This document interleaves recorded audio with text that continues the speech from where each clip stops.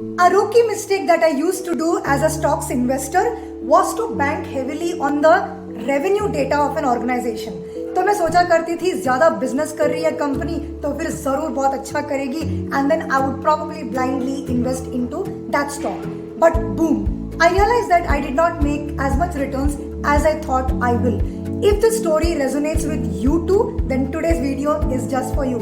Hi, my name is Anita and you're watching me on my YouTube channel Slay It with Anita. If you look at the data of more than 100 companies between December 2022 to December 2023, say case in point being Stylem Industries, Arvind Fashions, Ashok Leyland, EP, and you compare their revenue story versus their 1 year prediction of stock increase, you will be in for a rude surprise. Stylem Industries, for example, which is into laminates, it has shown a 8% decline in the revenue in the December quarter. But do you know, it has got close to 30% upside in the upcoming 1 year. EPL, which is a specialty packaging firm, has posted a revenue of mere 3.2%. However, it has got an upside 1 year potential of more than 30%. Same case with Arvind Fashions, which has posted a revenue of 5% only. However, it's got an upside potential of 25%. Well, I could go on and on. But then, what is the criteria which I have actually banked upon, because of which I'm saying that these stocks could be worth considering? Well, revenue definitely is a sign of a good organization. However, what is even more better is what is referred to as EBITDA, EBITDA, which is basically earnings before interest, tax, amortization and depreciation.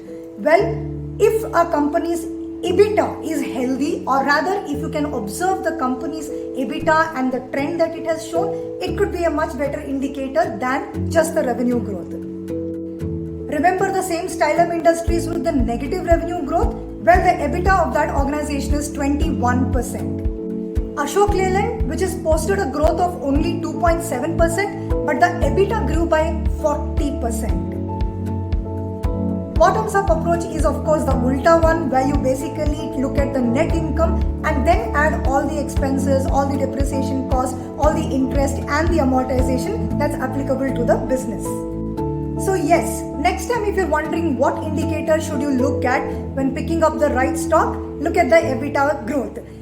Earnings before interest, tax, amortization and depreciation gives a really good indicator of how the company is being operationally run. Well, EBITDA is calculated using top-down approach and the bottoms-up approach. In the top-down approach, basically you actually deduct the cost of the raw materials and all the operational costs, so that then you get a final indicator on how the company's health really is.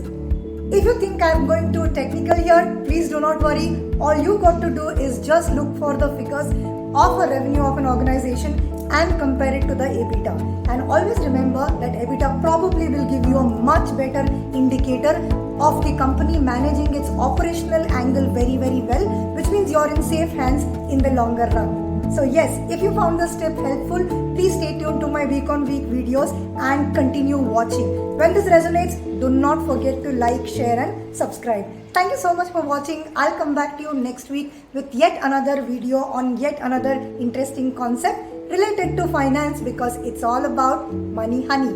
Thank you for watching Slay It with Anita.